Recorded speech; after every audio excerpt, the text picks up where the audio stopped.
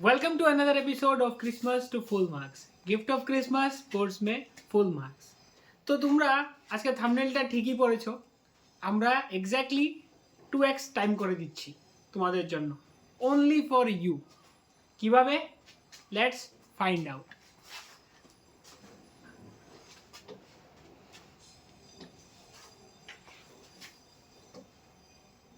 ওকে, তো time 2x করার আগে কোথায় লিখবো, কিভাবে লিখবো, ঠিক আছে, নিজেকে ইন্ট্রোডিউস কিভাবে করব সেটা ইম্পর্টেন্ট। তো আমরা এখানে একটা sample paper, sample answer sheet নিয়ে এসেছি।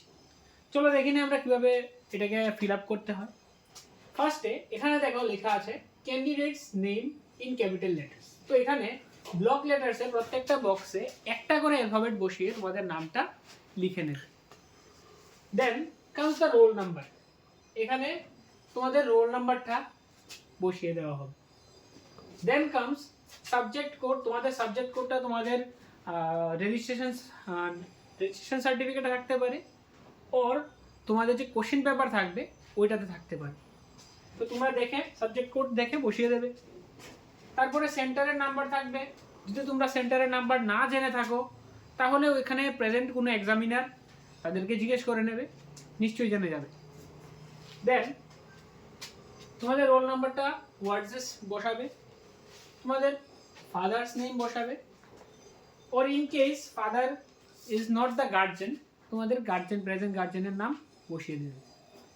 দেন কামস হিয়ার, এখানে তোমাদের সাবজেক্টের নামটা লিখবে, তারপর day and date of examination লিখবে, medium of answering the paper, কি মিডিয়ামে তোমরা বাংলায় আনসার করছো না হিন্দিতে করছো না ইংলিশে আনসারটা করবে, তোমাদের মিডিয়ামটা কি সেটা তোমরা এখানে বসাবে। দেন কোশ্চেন নাম্বারের যে কোডটা এই জায়গাতে ফিল আপ করবে। কোশ্চেন নাম্বারের কোড কোশ্চেন নাম্বারের লেফট সাইডে, উপরে লেফট সাইডে বা উপরে রাইট সাইডে দেওয়া থাকবে, সেটা তোমরা দেখে বসিয়ে দেবে।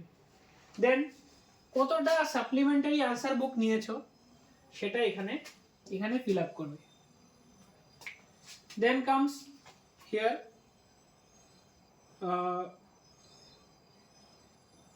এখানে তোমরা যদি এখানে হ্যান্ডিক্যাপ হও, তোমাদের জন্য কেউ যদি তোমরা কেউ হ্যান্ডিক্যাপ হয়ে থাকো তাহলে তোমাদের কি রাইটার প্রোভাইডেড হয়েছে কি না হয়েছে, যদি হয়ে থাকে তাহলে এখানে ইয়েস মার্ক করবে, যদি না হয়ে থাকে তাহলে নো মার্ক করবে। খেয়াল রাখবে এই যে অপশনটা এটা কিন্তু শুধু হ্যান্ডিক্যাপদের জন্য, যারা পিডব্লিউডি স্টুডেন্টস তাদের জন্য, রেগুলার স্টুডেন্টসের জন্য এটা না। Okay, so let's begin with our answer script. তো এটা হলো আমাদের আনসার শিটটা, এরকম শিট থাকবে রোল, ঠিক আছে, প্যারালাল রোল শিট থাকবে, এরকম 40টা পেজেস থাকবে, ঠিক আছে। নর্মালি তোমাদের এক্সট্রা পেজেস দরকার পড়বে না, ঠিক আছে, কিন্তু তোমাদের যদি খুবই লেখার, ঠিক আছে, খুবই লেখার খুব প্যাশন থাকে যে তোমরা বই লিখতে বসছো এক্সামে, আর তোমাদের যদি টাইম থাকে 5 ঘন্টা 6 ঘন্টা, অবশ্যই লিখো, কোনো সমস্যা নেই। তো on that note let's begin our exam question paper analysis. তো আমরা যেহেতু আগেও দেখে নিয়েছি, ফার্স্ট ভিডিওতে দেখেছি, ঠিক আছে, ফার্স্ট ভিডিওতে আমি তোমাদের বুঝিয়ে দিয়েছিলাম যে কোশ্চেন পেপারের মধ্যে কি কি টাইপসের কোশ্চেন আছে, কয়টা সেকশন আছে, কত মার্কসের ওয়েটেজ আছে, এগুলি কি ফার্স্ট এপিসোডে বুঝিয়ে দিয়েছি, বাট স্টিল আমি তোমাদেরকে আবার ওইগুলিকে একটু রিভাইজ করিয়ে দিচ্ছি। তো দেখে নাও, প্রথম সেকশন থাকবে রিডিং স্কিলসে, ঠিক আছে। রিডিং স্কিলসে তোমরা হয়তো রিডিং স্কিলসের ভিডিওটা দেখেছো, যদি না দেখে থাকো go there and visit it. Okay, firstly আমাদের কম্প্রিহেনশন প্যাসেজ থাকবে 2টা, ঠিক আছে, 20 মার্কস হবে টোটাল ফার্স্ট সেকশনে। দেন হবে গ্রামার অ্যান্ড রাইটিং স্কিলস। তো গ্রামার অ্যান্ড রাইটিং স্কিলসের জন্য ডেডিকেটেড ভিডিও তোমরা পেয়ে গেছো নিশ্চয়ই, এবং রাইটিং স্কিলসেরটাও নিশ্চয়ই পেয়ে গেছো, যদি না দেখে থাকো go there and visit. Okay, then comes our section C. তো সেকশন সিতে তোমাদের কিশোর দাদা নিশ্চয়ই তোমাদেরকে প্রত্যেকটা স্টোরি, পোয়েম এবং সাপ্লিমেন্টারি রিডারের যে টপিকগুলি এগুলিকে এক্সপ্লেন করে দিয়েছে, থিমস এবং ক্যারেক্টার্সকে বুঝিয়ে দিয়েছে, স্টোরির সামারিগুলি এক্সপ্লেন করে দিয়েছে। তো তোমরা যদি এই ভিডিওটা না দেখে থাকো নিশ্চয়ই দেখবে। আজকে আমরা এইগুলো মানে সেকশন সি লিটারেচারের আনসারগুলি কিভাবে আমরা অ্যাটেম্প্ট করব ওইগুলো একটু দেখে নেব, ঠিক আছে? তো কি কি থাকে, কি কি টাইপসের কোশ্চেন থাকে? ফার্স্টে এক্সট্রাক্ট বেসড প্যাসেজ থাকে, ওকে। তারপরে ওইটা এই ফার্স্ট প্যাসেজটা হবে প্রোজ বা সাপ্লিমেন্টারি রিডার থেকে, মানে বেসিক্যালি স্টোরি থেকে হবে, ঠিক আছে? আইদার প্রোজ থেকে হবে না হলে সাপ্লিমেন্টারি থেকে হবে। দেন এক্সট্রাক্ট বেসড প্যাসেজ হবে ফ্রম পোয়েম, আমাদের কবিতার থেকে আসবে। দেন শর্ট আনসার টাইপ 3 মার্কসের from first flight, either from pros or from poetry, ঠিক আছে? দুটো থাকবে, একটা প্রোজ পোয়েট্রি এরকম থাকবে। সরি, 5টা কোশ্চেন আসবে, 5টার মধ্যে যে কোনো 4টা তোমরা আনসার করতে হবে, ঠিক আছে? 3 মার্কস করে থাকবে, 12 মার্কস টোটাল। দেন সাপ্লিমেন্টারি থেকেও কি হবে, শর্ট আনসার কোশ্চেন আসবে ফুটপ্রিন্টস উইদাউট ফিট থেকে, 3টা কোশ্চেন আসবে, তার মধ্যে যে কোনো 2টা আনসার করতে হবে, total marks 6, right? Then comes long answer type questions, okay. তো লং আনসার টাইপ কোশ্চেন্স এর মধ্যে ফার্স্ট যে সেকশনটা এটা হবে কম্পারেটিভ অ্যানালাইসিস। এখানে সিঙ্গেল একটা টপিক থেকে কোশ্চেন আসবে না, তোমাদের কোশ্চেনটা একটা প্রোজ আর একটা পোয়েট্রির কোনো ক্যারেক্টার বা কোনো থিমকে কম্প্যারিজন করার জন্য কোশ্চেনটা করা হবে, ওকে। তো তোমাদের আনসারটা ওইরকম ভাবে প্রিপেয়ার করতে লাগবে, নিশ্চয়ই বলে দেবো আমি তোমাদের। Then the last section is supplementary reader, যেখান থেকে একটা লং আনসার টাইপ কোশ্চেন আসবে। এখানে 2টা কোশ্চেন আসবে, যে কোনো একটা আনসার করতে হবে। সেম ভাবে এই যে 10 নাম্বার কোশ্চেনটা যেটা long answer type from prose and poetry, এখানেও 2টা কোশ্চেন আসবে, you have to answer any one. তো এখানে 6 marks and 6 marks makes 12, okay. তো আমরা আগে যাই, টাইম ম্যানেজমেন্টটা আমরা আগে আনসার কিভাবে লিখতে হবে সেটা জেনে নেব, তারপর টাইম ম্যানেজমেন্টটা আমরা বলে দেব, ওকে।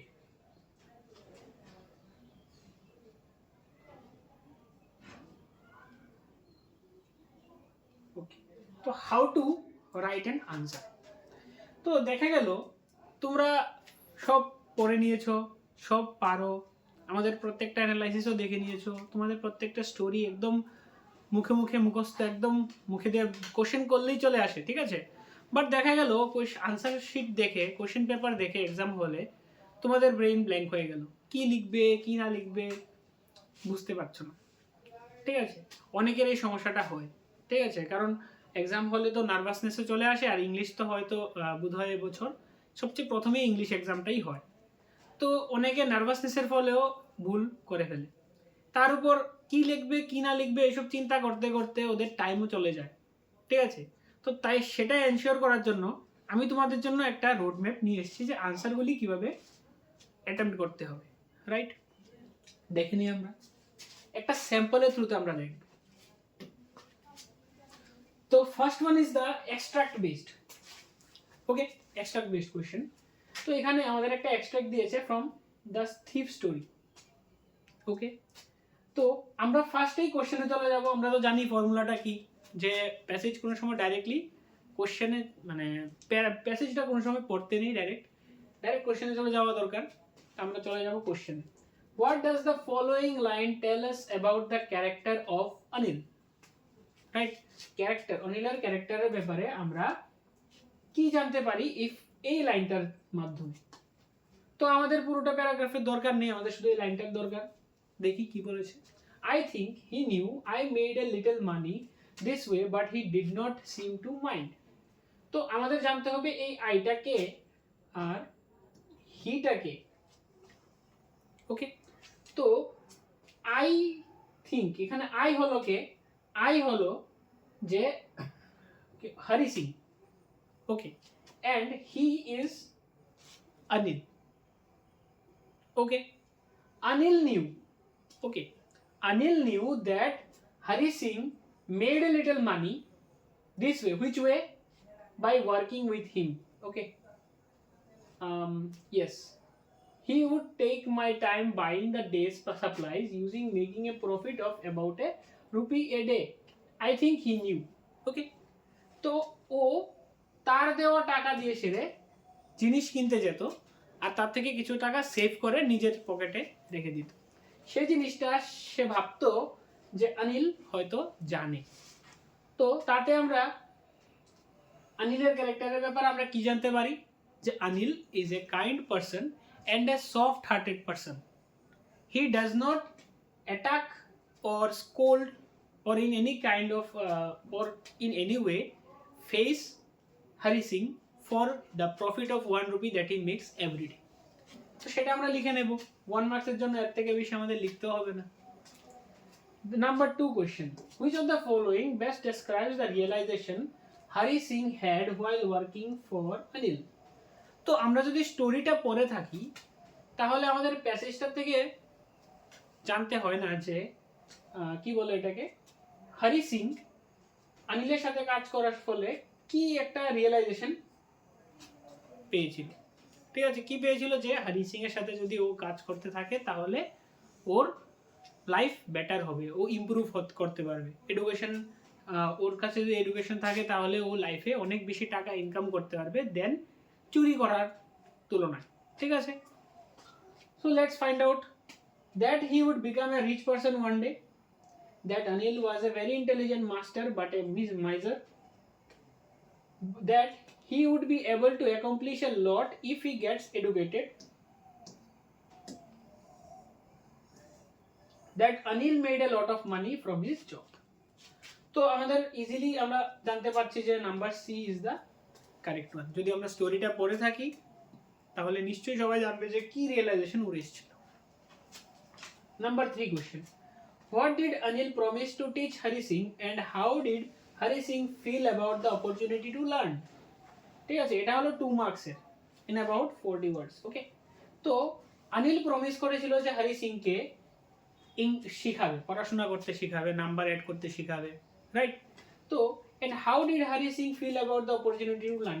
তো সে এই যে শিখার যে অপরচুনিটিটা, ঠিক আছে, এই অপরচুনিটিটাকে কীরকম ভাবে নিয়েছিল?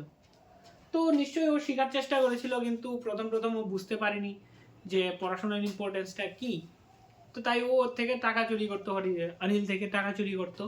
একদিন সে টাকা চুরি করে এসকেপ করে চলে গেল। তো আমরা ওই জিনিসগুলি কিন্তু জানি, right?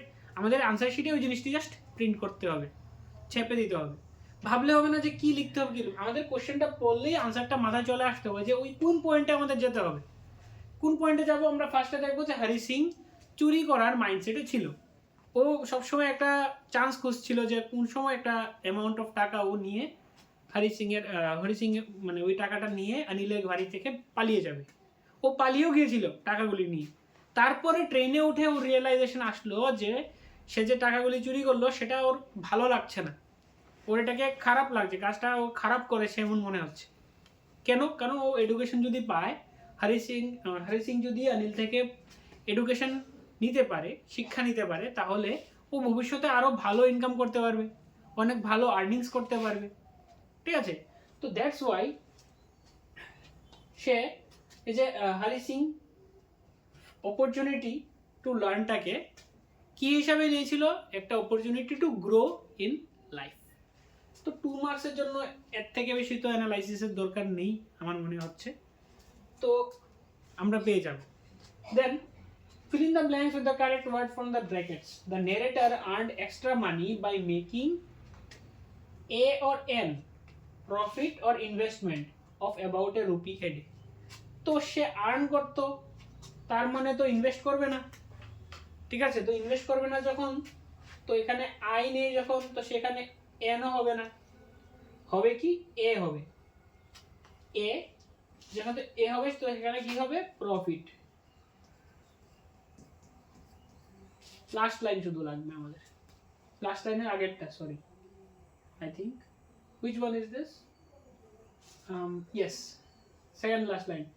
It was quite pleasant working. I made it the tea in the morning and then would take my time buying the day's supplies, usually making a profit of about a rupee a day.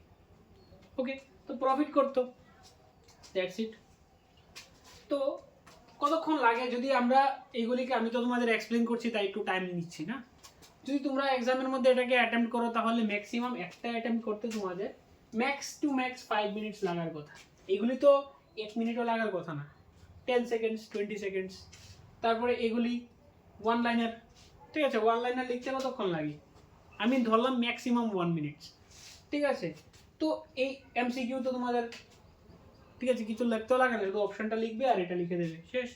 তো 1 মিনিটও লাগার কথা না, 20 seconds 30 seconds maximum. তো আর এটার মধ্যে লিখতে ধরে নিলাম 2 মিনিট লাগলো, তো 5 মিনিটসের বেশি একটা লিখতে টাইম লাগার কথা নয়, right. Next, let's move on. আচ্ছা, তো আমাদের সেকশন সি, লিটারেচারের কম্পারেটিভ অ্যানালাইসিস 2 চ্যাপ্টারের মধ্যে, ঠিক আছে। একটা এক্সাম্পল দিয়ে আমরা দেখছি, দেখো অ্যামান্ডা এবং ম্যাডাম রাইডস দ্য বাসের থেকে আমাদের কোশ্চেনটা এসছে। Amanda and Wally both represent a longing for freedom. Examine the above observations with reference to the two texts. তো আমাদের কি বললো, অ্যামান্ডা আর ওয়ালি যে লঙ্গিং অফ ফ্রিডম ছিল, ঠিক আছে, খোলা আসমানে উড়ার ইচ্ছা, ঠিক আছে, বাসের মধ্যে গিয়ে সেরে পৃথিবীটা দেখার ইচ্ছা, বাসের ভিতরে বিভিন্ন রকম লুককে দেখার ইচ্ছা ওয়ালির ছিল, এবং অ্যামান্ডার ইচ্ছা ছিল ও কি বলে ওটাকে, অরফেনের মতো রাস্তায় ঘুরবে, পা দিয়ে সেরে ধুলের মধ্যে ডিজাইনস বানাবে। তো এইগুলিকে বললো যে ওদের দুজনেরই যে ড্রিমগুলি লঙ্গিং অফ ফ্রিডমের সাথে কানেক্টেড, ঠিক আছে, ওদের দুজনের dream based on longing for freedom. তো এটাকে এক্সামাইন করো, মানে জাস্টিফাই করো বেসিক্যালি, এটা ঠিক কি ভুল এটা লেখো বেসিক্যালি। তো about observation with reference to the to text, তো এই যে দুটা টেক্সটের উপরে বেস করে আমরা আনসারটা লিখতে হবে, রাইট। তো সবচেয়ে প্রথমে আমাদের কি করতে হবে, কি ভাবতে হবে, কোশ্চেনটা পড়ার মধ্যে আমাদের মাথার মধ্যে ফিল্টার হতে হবে থটস, ঠিক আছে। আমরা কি ভাববো, আনসারটা কি লিখবো, সেটার জন্য পুরোটা স্টোরি অ্যানালাইজ করার কোনো দরকার নেই, আমাদের শুধু স্টিক করতে হবে অ্যামান্ডা এবং ওয়ালির উপর, আমাদের ফোকাসটা অ্যামান্ডা আর ওয়ালির উপর থাকবে। তো ওয়ান বাই ওয়ান আমরা যাব, রাইট। তার আগে আমরা ফার্স্টলি কি করব, এটাকে একটা ইন্ট্রোডাকশন ভার্সনে লিখে নেব। The central character of both Amanda and madam rides the bus are shown to long for a similar freedom in spite of their diverse situations. তাদের সিচুয়েশনটা ডাইভার্স ছিল। অ্যামান্ডাকে দেখানো হয়েছে একটা ছোট্ট মেয়ে যাকে তার মা বকা দিচ্ছে যে এইভাবে বসবে না, ঠিক আছে, নখ কামড়াবে না, পোস্টারটা ঠিক করবে, ওকে, পোস্টারটা ঠিক করবে।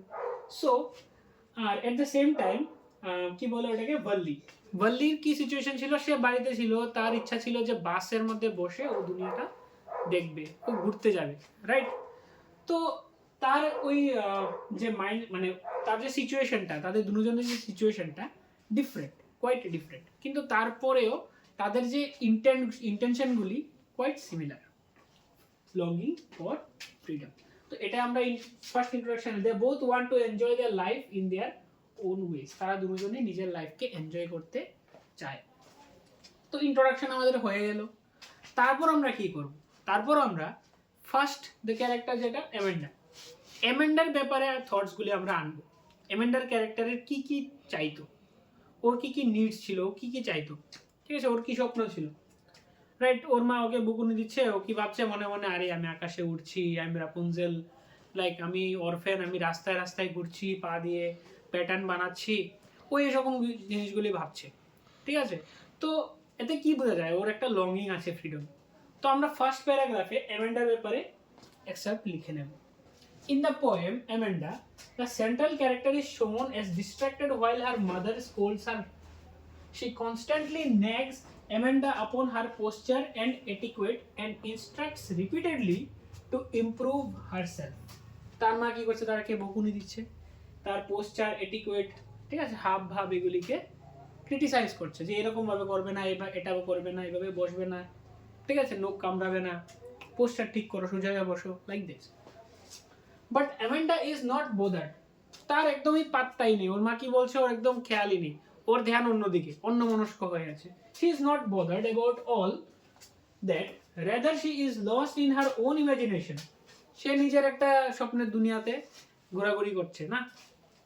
তারপর she is imagining of a life near the emerald sea where a mermaid is drifting blissfully. তো সে নিজেকে ইমাজিন করছে কোথায়, একটা এমারাল্ড সির মধ্যে, যেখানে একটা মারমেড ড্রিফট করছে সমুদ্রের মধ্যে, এমারাল্ড সিতে ব্লিসফুলি, একদম মজা আনন্দে। ঠিক আছে, ওই যে আনন্দটা, সেই আনন্দটা সে নিজের জন্য ফিল করতে চাইছে, কিন্তু সে ওইটা পারছে না। তাই সে ইমাজিনেশনের মধ্যে মারমেডকে দেখছে যে ও সুইম করছে, রাইট? তারপর she is imagining that she is an orphan who is roaming freely in the streets with her bare feet. সে নিজেকে একটা অরফান হিসেবে দেখছে যে রাস্তার মধ্যে ফ্রিলি ঘোরাঘুরি করছে।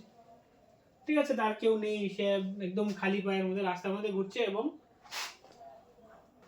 তো সে কি করছে, সে তার মানে বেয়ার ফিটের মধ্যে অরফানের মতো রাস্তায় ঘুরছে। ঠিক আছে, এই যে অরফান যে ওয়ার্ডটা ইউজ করলো এখানে, তার মানে এটা না যে সে চায় যে তার কোনো আপন কেউ না থাকুক।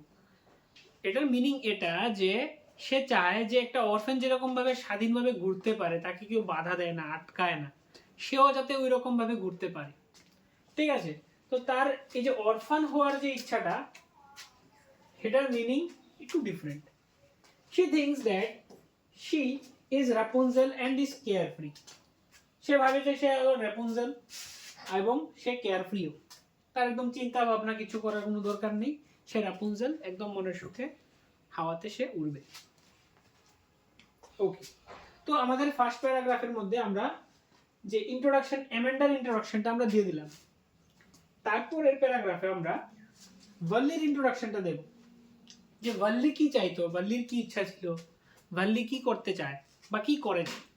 ঠিক আছে, তো আমরা দেখে নিই। Similarly, Wally has a desire to look into the world from the bus window.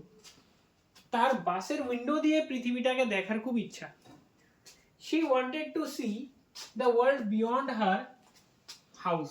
তার বাড়ির বাইরের যে পৃথিবীটা, সেটা ওর দেখার খুব ইচ্ছে ছিল, right? She often gazed at the street, looking at the buses that passed by. She wanted to ride on the bus. She wanted to look into different people riding the bus and wanted to capture images of the town where the bus traveled. সে বাসটা কোথায় কোথায় যায়, ওই জায়গাটা কিরকম দেখতে, ওখানে কিরকম লুক আসে, বাসে কিরকম লুক ওঠে, ঠিক আছে, তারা দেখতে কিরকম, তারা কোথায় যাচ্ছে, এই জিনিসগুলি তার দেখার খুবই কিউরিওসিটি ছিল। তো ওয়াল্লির যে কিউরিওসিটিটা, ওইটা স্যাটিসফাই করার জন্য তার একটু ফ্রিডম চাই, তার নিজের লাইফটাকে নিজের মতো লিড করার জন্য একটু স্বাধীনতার দরকার। তো ওই যে ফ্রিডমটা, ওইটা কিন্তু সিমিলারলি অ্যামেন্ডার মতো নিজের লাইফকে এনজয় করার জন্য ও কী কী চায়, ওইটা পাওয়ার জন্য তারও একটু ফ্রিডম দরকার। তো তাদের আমরা সিমিলারিটি দেখতে পাচ্ছি।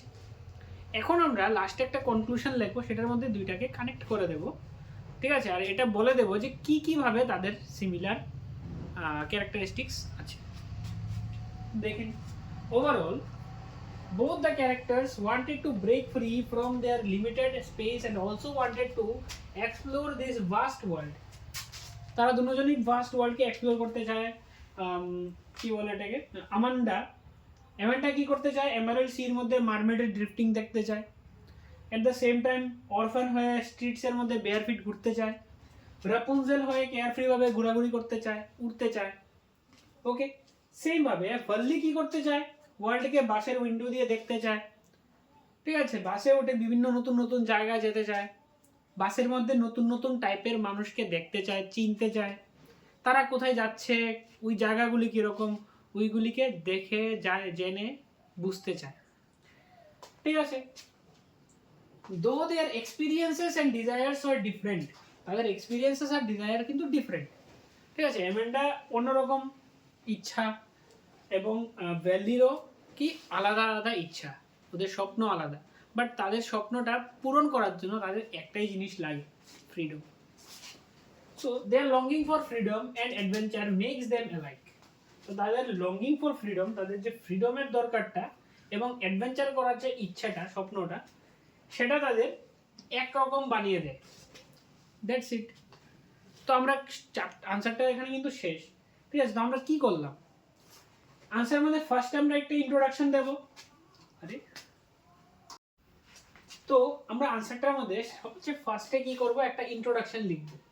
কোশ্চেনটা আমাদের কি চেয়েছে, ওটাকে একটা সামারাইজ ভার্সনে আমরা লিখবো, আমাদের ওপিনিয়নটা লিখব যে অ্যাকচুয়ালি কি ওয়াল্লি এবং অ্যামেন্ডা কি সেম কি না, কোশ্চেনটা যে করেছে কোশ্চেনটা কতটুকু ভ্যালিড বা কোশ্চেনের মধ্যে তোমাকে যে কোশ্চেনটা করেছে যে তোমার কি মনে হয়, এক্সামাইন করো, তোমার রেজাল্টসগুলি তুমি আগে একটু বলবে ইন শর্ট, যে আমরা ফ্রিডমের মানে সিমিলার ফ্রিডম, ঠিক আছে, তাদের যে লঙ্গিং ফর সিমিলার ফ্রিডম আছে ওইটা আমরা বলবো। তারপর কিভাবে লঙ্গিংটা সিমিলার সেটা আমরা ফার্স্টে অ্যামেন্ডার পয়েন্ট অফ ভিউ থেকে, তারপর ওয়ার্ল্ডির পয়েন্ট অফ ভিউ থেকে বলবো। সেটা হয়ে গেলে তারপর আমরা ওদেরকে কানেকশন, তাদের মধ্যে যে কানেকশনটা আছে ওটাকে এস্টাবলিশ করব, এটা বুঝিয়ে দেবো যে তাদেরটা এই যে তাদের সিচুয়েশনসগুলি আলাদা, তারপরেও তাদের যে নিড, ওভারঅল আলটিমেট নিডটা কি, ফ্রিডম। ঠিক আছে, তো এটা লেখার জন্য আমাদেরকে বেশি ভাবতে টাইম নষ্ট করলে হবে না, বেশি ভেবে টাইম নষ্ট করলে হবে না যে পুরো স্টোরিতে কী হয়েছে কি, ওইসব পয়েন্টে যেতেই নেই। ফার্স্টে আমরা চলে আসবো এখানে কার কার কথা বলেছে, Amanda and Warli.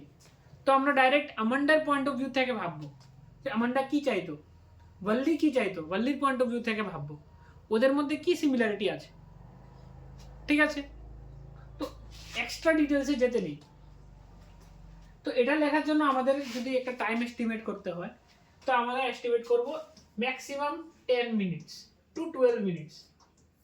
Okay, 10 to 12 minutes, এর বেশি টাইম এটাকে দিলে হবে না।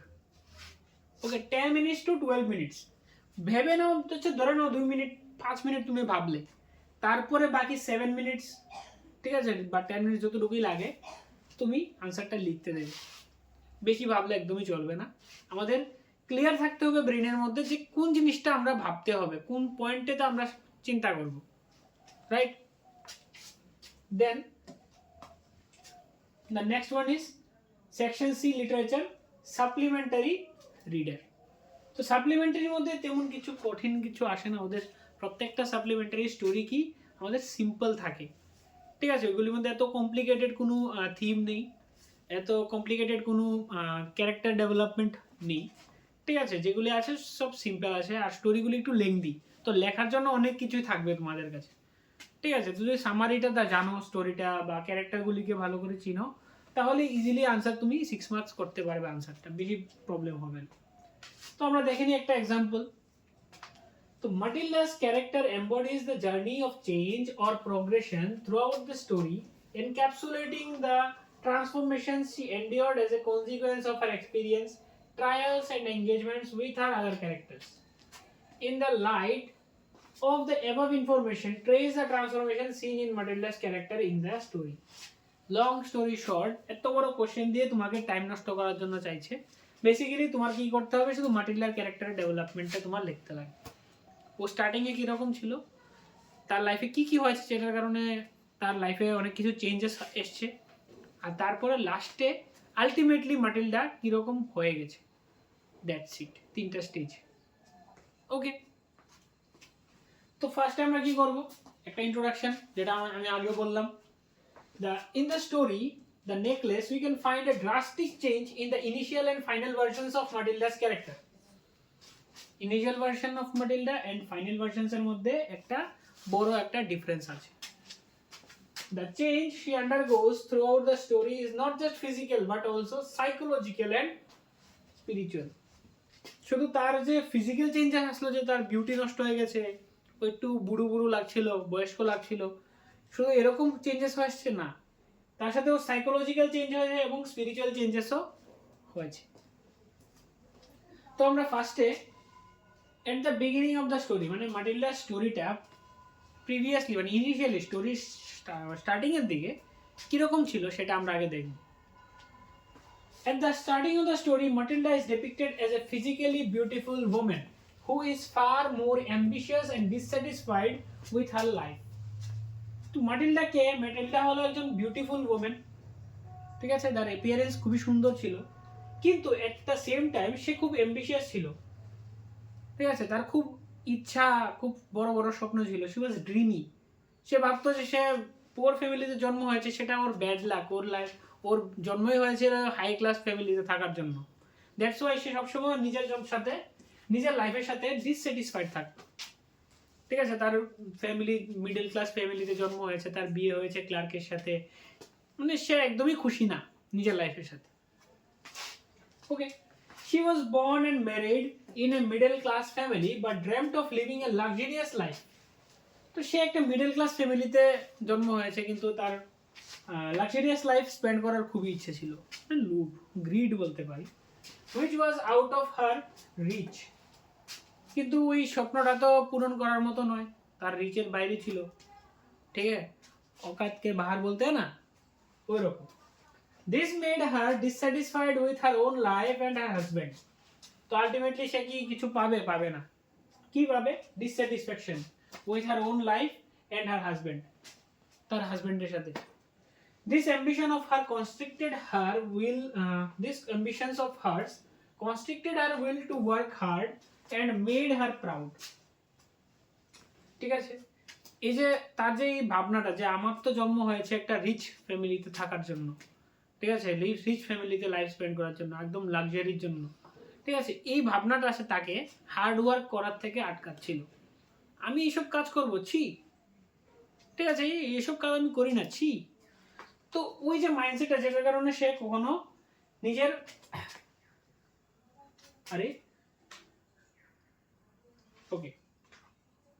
ঠিকভাবে কোন সময় কাজ করতো না, রাইট? ওকে, তো একটু প্রবলেম হয়ে গেছিল, তাই মার্কিংগুলি চলে গেল, আমাদের আবার একটু গ্যাপ নিতে হয়েছে। তো লেটস কন্টিনিউ। ওকে, তো তার যে মাইন্ডসেটগুলো ছিল, ঠিক আছে, তাকে ঠিকভাবে কাজ করতে দিত না, হার্ডওয়ার্ক করতে দিত না, এবং তার হাজব্যান্ডকে সাপোর্ট করতে দিত না। সে সবসময় একটা মাইন্ডসেটে থাকতো, এইসব কাজ আমি করি না, দ্যাটস ওয়াই। তো she was also very careless, which is evident when she did not ask about the price of the necklace she borrowed. ঠিক আছে, সে খুব অ্যাম্বিশিয়াস ছিল এবং কেয়ারলেসও ছিল, ঠিক আছে, তোমার স্বপ্ন বড় বড়, বাট তুমি কেয়ারলেস। দামি জিনিস পরার ইচ্ছা, কারোর থেকে নিয়ে পরার ইচ্ছা, বাট তুমি ওইটার দাম জিজ্ঞেস করতে চাও না। তো সে দাম জিজ্ঞেস করেনি নেকলেসটা বড় করার আগে তার ফ্রেন্ড থেকে, ঠিক আছে। Neither did she ensure the safety of the necklace while using it. সে যখন এটা পরে পার্টিতে গেল, পার্টি থেকে বেরিয়ে কখন নেকলেসটা পরে গেল, হারিয়ে গেল, তার ওই ব্যাপারে কোনো খেয়ালই নেই, এটাও carelessness. All these characteristics created a hard situation for her, which ultimately led to her transformation. তো এই যে ওর নেগেটিভ ট্রেটসগুলি, ওর মিস্টেকসগুলি, কেয়ারলেসনেস, অ্যাম্বিশন, প্রাইড, গ্রিড, এই ক্যারেক্টারিস্টিকগুলি ওকে ট্রান্সফর্ম করতে অনেক হেল্প করেছে, ঠিক আছে। ওই ক্যারেক্টারিস্টিকগুলি না থাকলে ও বড় করতো না, বড় না করলে হারাতো না, আর না হারালে ও হার্ড ওয়ার্ক করে তারপরে ওই নেকলেসটা কিনতেও না, আর তার লাইফে ওই চেঞ্জেসগুলি আসতো না যেগুলি এসছে। কি চেঞ্জেস এসছে দেখে নি। By the end of the story, Matilda's physical beauty faded away. অবশ্যই 10 ইয়ার্স যখন তো সে হার্ড ওয়ার্ক করছিল, সারা জীবন কাজ করে নিয়ে ওর 10 ইয়ার্স লাগাতার মানুষের বাড়িতে হাউস হোল্ড কোর্স করছিল, ঠিক আছে, তো ওর বিউটি তো চলেই যাবে, ফিজিক্যাল বিউটি, ঠিক আছে। She exceeded her working hours, সে সময়ের থেকে বেশি এক্সট্রা কাজ করত বেশি টাকা আর্ন করার জন্য। The once proud woman who once believed that she was born to live a luxurious life, সে এককালে ভাবতো যে তার একটা লাক্সারিয়াস লাইফ বাঁচার কথা, ঠিক আছে, তার জন্মই হয়েছে লাক্সারির জন্য, is now working very hard to pay for her carelessness. এক রাতের কেয়ারলেসনেসের জন্য, একটা নেকলেস হারানোর জন্য, একটা ছোট্ট ভুলের জন্য তার এখন হার্ড ওয়ার্ক করতে হচ্ছে, ঠিক আছে। Carelessness of one night. Okay, all her ambition of becoming rich are now gone. তার যে অ্যাম্বিশন ছিল আমি একদিন রিচ হব, লাক্সারিয়াস লাইফ লিড করব, ওই সব স্বপ্ন শেষ, জলাঞ্জলি, right. as she now does household chores, এখন ওর ঘরের কাজ করতে লাগে, মানুষের বাসায় গিয়ে কাজ করতে লাগে। she now realizes that her husband, despite being poor, is her best companion. তার যে হাজবেন্ডের সাথে একটা ডিসস্যাটিসফ্যাকশন ছিল, ইস কি গরিব ক্লার্ক, ইস ওর সাথে বিয়ে হয়ে লাইফটা শেষ হয়ে গেল না, তো ওই মাইন্ডসেটটা ওর চলে গেল। এখন বুঝতে পারলো যে তার হাজবেন্ড পুয়ার হতে পারে, কিন্তু তার জন্য বেস্ট কম্পেনিয়ন, রাইট। তো এই আনসারটার মধ্যে আমাদের কয়টা স্ট্রাকচার আছে, ঠিক আছে, কয়টা পার্ট আছে ধরতে পারি। The first part in the story ইন্ট্রোডাকশনটা, ঠিক আছে, যে আমাদের কোশ্চেনটার মধ্যে কী চেয়েছে ওইটা আমরা আগে একটু ক্লেরিফাই করব, সিম্পলিফাই করব। আমাদের চেয়েছে ম্যাটিল্ডার ক্যারেক্টার ট্রান্সফরমেশন কতটুকু হয়, ঠিক আছে, ওর শিফটটা কেমন থেকে কেমন অবধি গিয়েছে সেটা আমরা 1 লাইন বা 2 লাইনে লিখব। তারপর সেকেন্ড পার্টের মধ্যে আমরা ম্যাটিল্ডার আর্লি লাইফ কীরকম ছিল ওটা লিখলাম। থার্ড পার্টের মধ্যে ওর চেঞ্জটা কীরকম হয়েছে আর কেন হয়েছে, আর লাস্টে ও দেখতে কীরকম হয়ে গিয়েছে ওই চেঞ্জটা আমরা লাস্টে লিখলাম। তো হয়ে গেল আমাদের 6 মার্কসের আনসার, ঠিক আছে। ইটস অল অ্যাবাউট থট, আমরা কি ভাবছি, ঠিক আছে, আমাদের কোশ্চেনটা পড়ার পরে কি থটস আসছে মাথায়। আমরা কি সামারি দেখছি যে ও ইনভিটেশন কবে এসেছিল, ওর হাজব্যান্ড কি কি করেছিল, স্টোরির সামারি কি, ওইগুলিতে ভাবতেই দরকার নেই, ঠিক আছে। আমাদের থট রিফাইন্ড হতে হবে যে কি কোশ্চেন করেছে আমরা শুধু ওই জায়গাতে ভাববো নাকি পুরোটা স্টোরি, ঠিক আছে। তো আমরা এক্সাক্ট টু দ্য পয়েন্ট আমরা ম্যাটিল্ডার ব্যাপারেই ভাববো, রাইট। এই জিনিসটা সবসময় খেয়াল রাখতে হবে, আর না হলে কিন্তু তোমাদের ওই ঘন্টার পর ঘন্টা লিখতেই থাকবে, পেপারের পর পেপার নিতেই থাকবে, আনসার কোনোদিন শেষ হবে না, আর মার্কস তো ভুলেই যাও।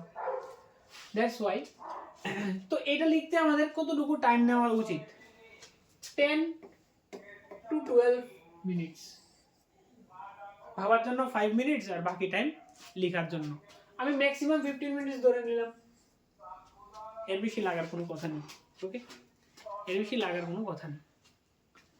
সো এর সাথে আমাদের বোধহয় শেষ হয়ে গেল এই যে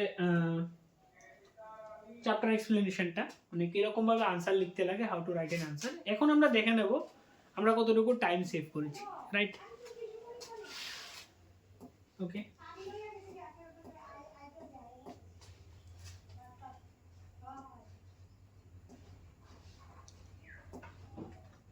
ওকে।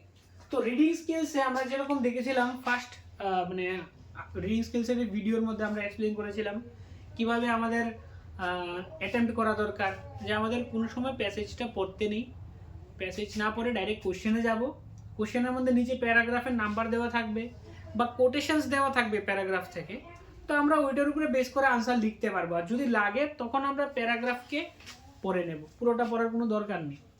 তো ওইরকমভাবে আনসার করলে আমরা, নিশ্চয়ই মনে আছে তোমাদের যে একটা প্যাসেজ আনসার করতে আমরা কতটুকু লাগার কথা টাইম, সেটা ছিল 5 মিনিটস, ওকে, বা 10 মিনিটস, আমি বাড়িয়ে দিচ্ছি 10 মিনিটস।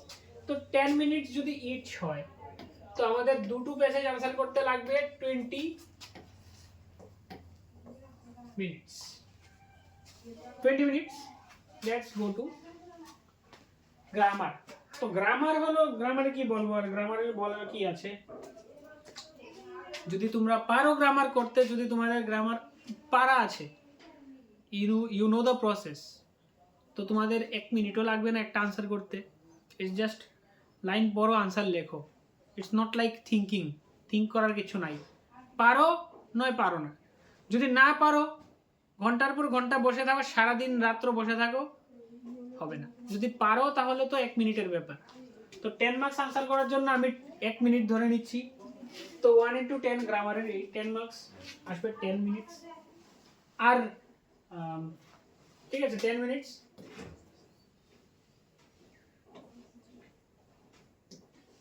দেন রাইটিং স্কিলস।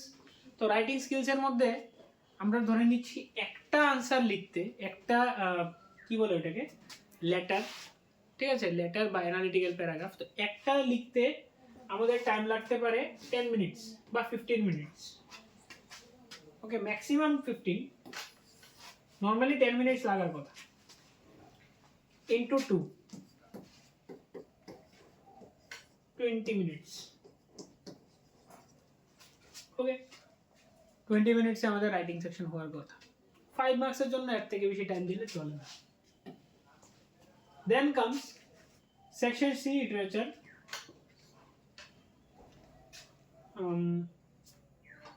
ওকে, প্রোজ থেকে আমাদের যে এক্সট্রাক্ট বেস কোশ্চেনগুলি আসে 5 মার্কসের, ওইগুলি আনসার করতে কতক্ষণ লাগে? তো আমি 1 মার্কের জন্য 1 মিনিট ধরছি। দুটো কোশ্চেন আছে, একটা প্রোজেক্ট থেকে আসে বা সাপ্লিমেন্টারি থেকে আসে, তো ওইটার জন্য আমরা লিখে নেব 5 into 1, 5 মার্কস। আর পোয়েট্রি থেকে একটা আসে 5 into 1 5 minutes। ওকে,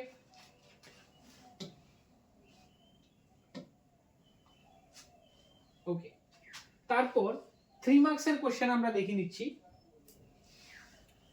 প্রোজ আর পোয়েট্রিটা একসাথে লিখে নিচ্ছি। ওকে, তো প্রোজ আর পোয়েট্রি যখন লিখবো আমাদের 3 মার্কসের একটা আনসার করার জন্য আমাদের 5 মিনিটসের বেশি লাগার কথা নয়, ঠিক আছে? 5 মিনিটসও লাগে না, 5 minutes is too much. Okay, 3 marks, 3 মার্কসের জন্য তো 3 minutes is enough, or I can say it's okay 5 minutes ধরে নিচ্ছি তোমাদের জন্য।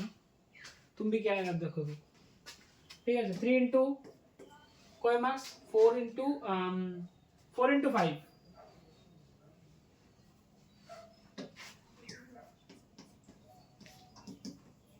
20 minutes।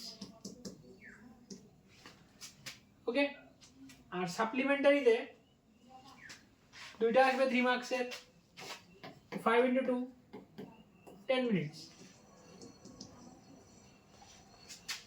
ওকে, তো আমাদের টোটাল কত হলো এখন অবধি দেখে নিই।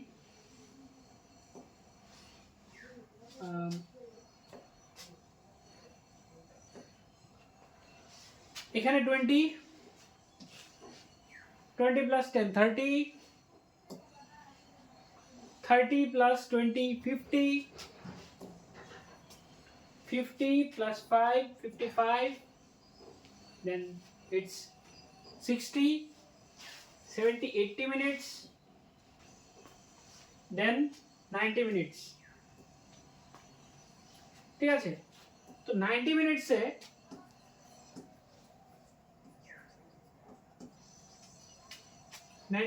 আমাদের এ বি ফুল কমপ্লিট এবং সি এর হাফ কমপ্লিট। ওকে, আর থাকে কি 6 মার্কসের দুইটা আনসার। 6 মার্কসের দুইটা আনসার আর কত লাগবে তোমাদের? কতটুকু টাইম লাগবে? 90 মিনিটস চলে গেলে আর 90 মিনিট আছে, তোমাদের 45 মিনিট টাইম আছে একটা আনসার লেখার জন্য।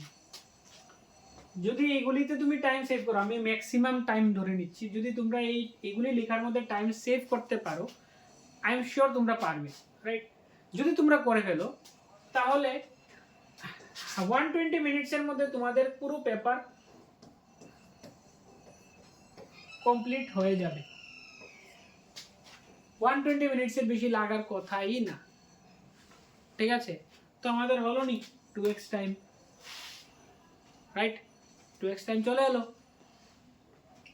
তো এইভাবেই সিম্পল ভাবে আমাদের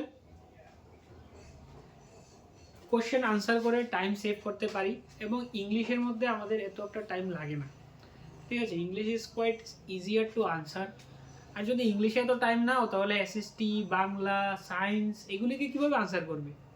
এগুলি তো নিশ্চয়ই ভাবতে লাগে একটু বেশি, থিঙ্কেবল সাবজেক্টস। ইংলিশে তো এত একটা থিঙ্কেবল সাবজেক্ট নয়, ঠিক আছে? তো তোমরা যেগুলি আমি আজকে ভিডিওটাতে বলেছি এই পয়েন্টসগুলি যদি খেয়াল রাখো, এক্স্যাক্টলি তোমাদের 5 মিনিটস বা 10 মিনিটসের মধ্যে 6 মার্কসের আনসার ইজিলি চলে আসবে, ঠিক আছে? তোমাদের কোনো প্রবলেম হওয়ার কথা নয়। So on that note, okay, on that note our today's presentation has come to an end. Okay, if you like our video, please like, share and subscribe our channel. Okay, and thank you everyone. যদি তোমাদের কোনো queries থাকে আমাদের সাথে related to studies or related to our offline venture, then you can contact us on this phone number, or you can text us on WhatsApp on this number only.